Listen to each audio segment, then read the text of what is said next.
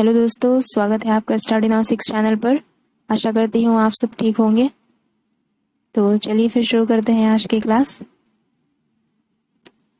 पहला प्रश्न है, राधा वल्लभ संप्रदाय के प्रवर्तक कौन थे? राधा वल्लभ संप्रदाय के प्रवर्तक कौन थे? मधुसूदन सरस्वती, नाभादास, स्वामी हित हरिवंश या विष्णुदास? मधुसूदन सरस्वती, नाभादास, स्वामी हित हरिवंश या फिर विष्णुदास? तो इसका उत्तर हो जाएगा राधा वल्लभ संप्रदाय के प्रवर्तक थे स्वामी हित हरिवंश। राधा वल्लभ संप्रदाय के प्रवर्तक कौन थे? स्वामी हित हरिवंश। ठीक है, आगे बढ़ेंगे। वल्लभ संप्रदाय में राधा को कृष्ण से भी बड़ा माना गया है। वल्लभ संप्रदाय में राधा को कृष्ण से भी बड़ा माना गया है। इसके अलावा इस संप्रदाय में जो भक्त थे वे जो तिलक लगाते थे, तिलक लगाते थे उनके बीच एक काली बिंदी का प्रयोग करते थे। ठीक है, वल्लभ संप्रदाय के जो भक्त होते थे वो जो तिलक लगाते थे अपने माथे पर, तो उसमें एक काली बिंदी का प्रयोग करते थे, जिसमें जो सीधी रेखा थी, जो तिलक जो सीधी रेखा ही होती है, तो वह कृष्ण का प्रतीक था। सीधी रेखा कृष्ण का प्रतीक माना जाता है और जो तिलक के बीच जो काली बिंदी लगाते थे वो राधा का प्रतीक माना जाता है। ठीक है, सीधी रेखा कृष्ण का प्रतीक और काली बिंदी, तिलक के बीच जो काली बिंदी रही वह राधा का प्रतीक माना गया। आगे देखते हैं।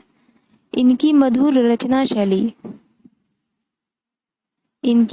रचना शैली और भाषा के कारण इनको श्री कृष्ण की वंशी का अवतार भी माना जाता है। किनको? स्वामी हित हरिवंश को श्री कृष्ण की वंशी का अवतार माना जाता है। क्यों? इनकी मधुर रचना शैली एवं भाषा के कारण। ठीक है, इस संप्रदाय में, वल्लभ संप्रदाय में राधा को कृष्ण से भी बड़ा माना गया। इनके भक्त जो तिलक लगाते थे तो उनके बीच एक काली बिंदी लगाते थे, तो जिसमें वह जो सीधी रेखा थी तिलक की वह कृष्ण का प्रतीक माना गया और काली बिंदी राधा का प्रतीक। इसके अलावा हित हरिवंश को उनकी मधुर रचना शैली एवं भाषा के कारण किसका अवतार माना गया? श्री कृष्ण की वंशी का अवतार माना गया। ठीक है, आगे देखते हैं। दूसरा प्रश्न है, मिश्र बंधुओं ने किस संप्रदाय को टट्टी संप्रदाय कहा है? मिश्र बंधुओं ने किस संप्रदाय को टट्टी संप्रदाय कहा है? ऑप्शन है राधा वल्लभ संप्रदाय, निम्बार्क संप्रदाय, सखी संप्रदाय या फिर इनमें से कोई नहीं। राधा वल्लभ संप्रदाय, निम्बार्क संप्रदाय, सखी संप्रदाय या फिर इनमें से कोई नहीं। इसका उत्तर हो जाएगा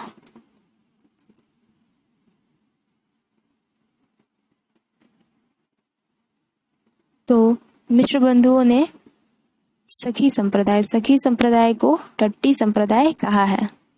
ठीक है, मिश्र बंधुओं ने सखी संप्रदाय को टट्टी संप्रदाय कहा है। आगे देखेंगे। सखी संप्रदाय का दूसरा नाम है हरिदास संप्रदाय। सखी संप्रदाय का दूसरा नाम है हरिदास संप्रदाय, जिसके प्रवर्तक कौन रहते हैं? स्वामी हरिदास। सखी संप्रदाय का दूसरा नाम है हरिदास संप्रदाय और जिसके प्रवर्तक रहे स्वामी हरिदास। और इसका ग्रंथ क्या था? स्वामी हरिदास का ग्रंथ है सिद्धांत पद एवं केलीभाल। ठीक है, सिद्धांत पद एवं केलीभाल। इसके अलावा सखी संप्रदाय को निम्बार्क संप्रदाय का ही एक शाखा माना गया है। सखी संप्रदाय को निम्बार्क संप्रदाय का ही एक शाखा माना गया है। ठीक है, आगे देखते हैं। अगला प्रश्न है, हम निसंकोच कह सकते हैं कि यह एक कवि ही हिंदी को प्रौढ़ साहित्यिक भाषा सिद्ध करने के लिए काफी है। तुलसी के संदर्भ में यह कथन किसने कहा है? हम निसंकोच कह सकते हैं कि यह एक कवि ही हिंदी को प्रौढ़ साहित्यिक भाषा सिद्ध करने के लिए काफी है। तुलसी के संदर्भ में यह कथन किसने कहा है? तो रामचंद्र शुक्ल ने तुलसी के संदर्भ में यह कथन कहा है। आगे देखेंगे। ग्रियर्सन ने तुलसीदास के संदर्भ में क्या कहा है? ग्रियर्सन ने तुलसीदास के संदर्भ में कहा है कि तुलसीदास बुद्ध के बाद सबसे बड़े लोकनायक माने जाते हैं। ग्रियर्सन ने क्या कहा है तुलसीदास के संदर्भ में? कि ये बुद्ध के बाद यह सबसे बड़े लोकनायक माने जाते हैं। हजारी प्रसाद द्विवेदी ने तुलसीदास के संदर्भ में कहा है कि तुलसी समन्वय की विराट चेष्टा थी। तुलसी में समन्वय की विराट चेष्टा थी। ठीक है। विंसेंट स्मिथ ने कहा है कि मुगल काल का यह सबसे बड़ा आदमी रहा। मुगल काल का सबसे बड़ा आदमी विंसेंट स्मिथ ने बताया है कि इनको तुलसीदास को। ठीक है, ये सभी इंपॉर्टेंट है। अगला प्रश्न देखेंगे, हनुमत चरित के रचयिता कौन है? हनुमत चरित के रचयिता कौन है? तुलसीदास, रामानुजाचार्य या फिर रायमल पांडे? तुलसीदास, रामानुजाचार्य या फिर रायमल पांडे? तो इसका उत्तर हो जाएगा हनुमत चरित रायमल पांडे की रचना है। हनुमत चरित किसकी रचना है? तो रायमल पांडे की रचना है। ठीक है, आगे देखेंगे।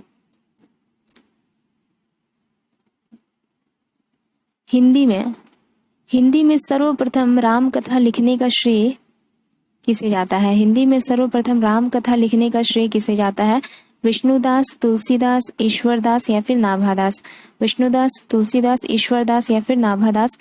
हिंदी में सर्वप्रथम राम कथा लिखने का श्रेय विष्णुदास को जाता है। हिंदी में सर्वप्रथम राम कथा लिखने का श्रेय किसे जाता है? तो विष्णुदास को जाता है। तुलसीदास के बारे में देखते हैं। तुलसीदास राम भक्ति काव्य परंपरा के सर्वश्रेष्ठ कवि माने जाते हैं। तुलसीदास राम भक्ति काव्य परंपरा के सर्वश्रेष्ठ कवि माने जाते हैं, परंतु सर्वप्रथम राम कथा लिखने का श्रेय किसे जाता है? विष्णुदास को जाता है। लेकिन तुलसीदास राम भक्ति काव्य परंपरा के सर्वश्रेष्ठ कवि माने जाते हैं। तुलसीदास के कुल 13 ग्रंथ मिलते हैं, जिनमें प्रमुख है गीतावली, कवितावली, विनय पत्रिका, बरवे रामायण, रामचरितमानस और भी है, पर यहाँ पे मैंने कुछ रचनाएं लिख दी इनकी महत्वपूर्ण सी, जिनमें है गीतावली, कवितावली, विनय पत्रिका, बरवे रामायण, रामचरितमानस इत्यादि। ठीक है। इनके गुरु रहे तुलसीदास के गुरु नरहरिदास। तुलसीदास के गुरु कौन थे? नरहरिदास। और इनके बचपन का नाम क्या रहा? राम बोला। तुलसीदास के बचपन का नाम राम बोला, गुरु रहे नरहरिदास। इनकी 13 ग्रंथ मिलते हैं, जिनमें प्रमुख है गीतावली, कवितावली, विनय पत्रिका, बरवे रामायण और रामचरितमानस। और राम भक्ति काव्य परंपरा के ये सर्वश्रेष्ठ कवि माने जाते हैं। अगला है, इनमें से कौन बिहार के प्रमुख संत कवि है? इनमें से कौन बिहार के प्रमुख संत कवि है? धरनीदास, सिंगा, कबीर या फिर धरनीदास और दरिया साहब? धरनीदास, सिंगा, कबीर या फिर धरनीदास और दरिया साहब? तो इसका उत्तर हो जाएगा धरनीदास और दरिया साहब बिहार के प्रमुख संत कवि है। धरनीदास और दरिया साहब बिहार के प्रमुख संत कवि है। आगे देखेंगे, सिंगा नामक जो संत कवि है वह मध्य प्रदेश के हैं। इसके अलावा कबीर, रैदास, मल्लुकदास, जगजीवन दास, बावरी साहिबा, पलटूदास, दयाबाई, सहजोबाई इत्यादि ये सभी उत्तर प्रदेश से संबंधित संत कवि है। सिंगा मध्य प्रदेश से है और कबीर, रैदास, मल्लुकदास, जगजीवन दास, बावरी साहिबा, पलटूदास, दयाबाई, सहजोबाई यह सभी उत्तर प्रदेश के संत कवि रहे। ठीक है, आगे देखेंगे। अगला प्रश्न है, कौन से संत कवि कवित और सवैयों की रचना में सिद्धहस्त थे? कौन से संत कवि कवित और सवैयों की रचना में सिद्धहस्त थे? मलुकदास, सुंदरदास, नंददास या चित्तस्वामी? मलुकदास, सुंदरदास, नंददास या फिर चित्तस्वामी? तो इसका उत्तर हो जाएगा सुंदरदास। ठीक है, सुंदरदास कवित और सुंदरदास ऐसे संत कवि थे जो कवित और सवैयों की रचना में इन्हें सिद्धहस्त प्राप्त था। ठीक है, आगे देखते हैं। सुंदरदास की रचनाओं का संकलन पुरोहित हरि नारायण शर्मा के द्वारा सुंदर ग्रंथावली नाम से किया गया। सुंदरदास की रचनाओं का संकलन पुरोहित हरि नारायण शर्मा के द्वारा सुंदर ग्रंथावली के नाम से किया गया है। और सुंदरदास की कुछ प्रमुख रचनाएं हैं। कौन कौन सी? ज्ञान समुद्र, सुंदर विलास। सुंदरदास की प्रमुख रचनाओं में आता है ज्ञान समुद्र और सुंदर विलास। ठीक है, क्लियर होगा आप लोगों को यहाँ तक। अगला प्रश्न है, आचार्य रामचंद्र शुक्ल ने प्रेम मार्गी काव्य धारा का प्रथम कवि किसे माना है? आचार्य रामचंद्र शुक्ल ने प्रेम मार्गी काव्य धारा का प्रथम कवि किसे माना है? कुतुबन, मंझन, उस्मान या फिर शेख नबी? कुतुबन, मंझन, उस्मान या शेख नबी? तो इसका उत्तर हो जाएगा आचार्य रामचंद्र शुक्ल ने प्रेम मार्गी काव्य धारा का प्रथम कवि कुतुबन को माना है। किसे माना है? कुतुबन को माना है प्रेम मार्गी काव्य धारा का प्रथम कवि। किसने? आचार्य रामचंद्र शुक्ल ने। कुतुबन का जो एक ग्रंथ पूछा जाता है बार बार, उस ग्रंथ का नाम है मृगावती। मृगावती ग्रंथ कुतुबन द्वारा रचित है। कुतुबन के गुरु कौन थे? शेख बुरहान। कुतुबन के गुरु कौन? शेख बुरहान। कुतुबन की भाषा क्या थी? अवधी। और कुतुबन किसके समकालीन था, मतलब उसके समकालीन कौन सा बादशाह था? तो शाह हुसैन। कुतुबन शाह हुसैन नामक बादशाह के समकालीन एक सूफी कवि था। ठीक है, कुतुबन की ग्रंथ मृगावती, गुरु शेख बुरहान, भाषा अवधी और समकालीन बादशाह कौन? शाह हुसैन। ठीक है, आगे देखते हैं। अगला प्रश्न है, हजारी प्रसाद द्विवेदी ने किस ग्रंथ को प्रेमाख्यानक परंपरा की प्रथम कृति माना है? हजारी प्रसाद द्विवेदी ने किस ग्रंथ को प्रेमाख्यानक परंपरा की प्रथम कृति माना है? सत्यवती कथा, मृगावती, रूपमंजरी या फिर चंदायन?